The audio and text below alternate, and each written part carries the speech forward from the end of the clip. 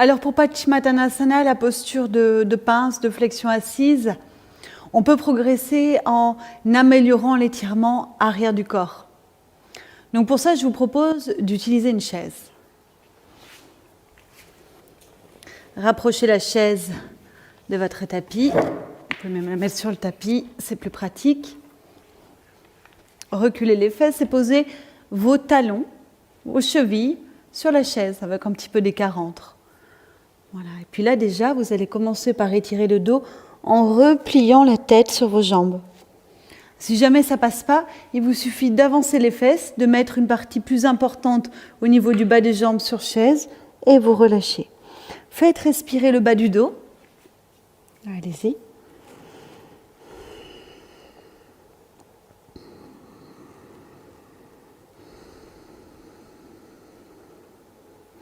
Le travail de l'expiration, c'est important pour tout ce qui est flexion avant. Donc il faut expirer en poussant le nombril vers la colonne. Ça met beaucoup d'espace dans les lombaires. Ça améliore la flexion. Déjà là, vous pouvez le sentir. Faites cet essai.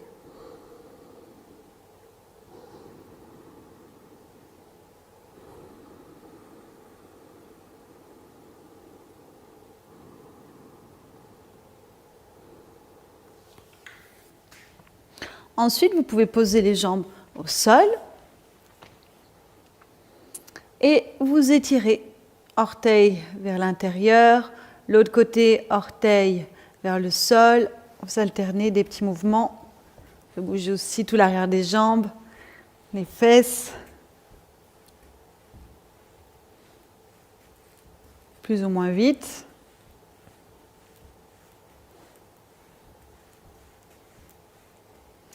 Puis vous stabilisez, orteil vers le visage. Allez-y, tenez les pieds ensemble. Le dos toujours bien droit.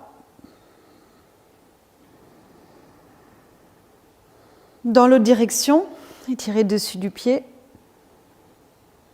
Encore, tirez les deux pieds ensemble.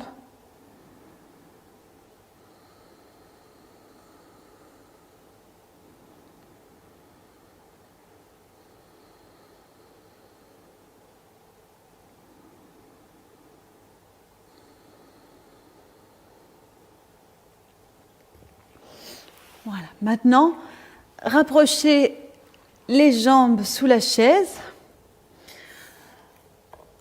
Posez les bras aussi dessus et posez le front sur la chaise. Ok, donc là, normalement, on est bien calé. Et de nouveau, on fait respirer le bas du dos en poussant le nombril vers la colonne quand on expire.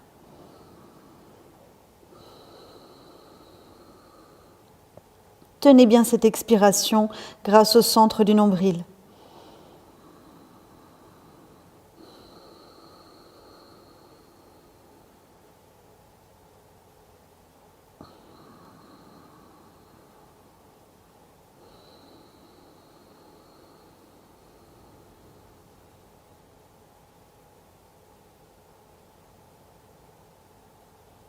D'amener le ventre vers la colonne à l'expire. Ça nous montre toute la profondeur, tout ce qu'il y a à débloquer pour pouvoir réaliser la flexion aboutie. On va chercher loin dans le corps. C'est agréable.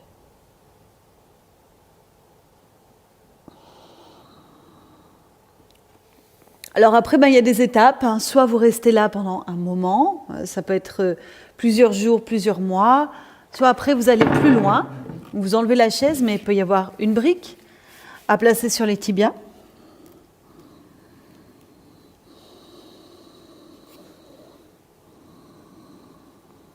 On vérifie toujours que la position du dessous des jambes est en contact avec le sol. On peut mettre un petit coussin sous les talons, sinon. Pareil, on pousse le nombril quand on expire, on explore la profondeur du bas du ventre, de la flexion, d'où elle part, sa source.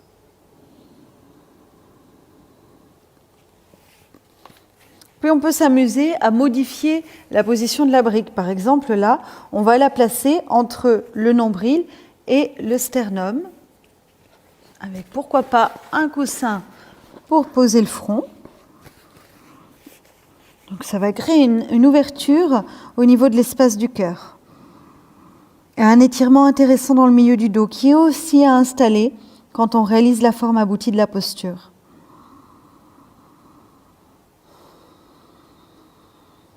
Donc vous avez posé la brique, ça va s'allonger à chaque inspiration. Toujours le nombril pressé vers la colonne à chaque expiration.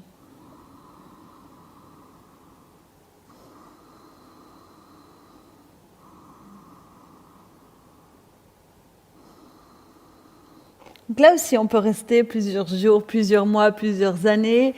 Et un jour, on enlève tout. On étire au maximum le buste en direction des cuisses.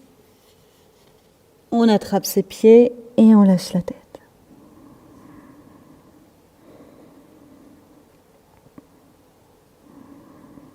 Et même ici, on continue de faire travailler l'expiration, la poussée du nombril et la rétention vide. Voilà pour tous les conseils pour aider le corps à se débloquer dans Paschimottanasana.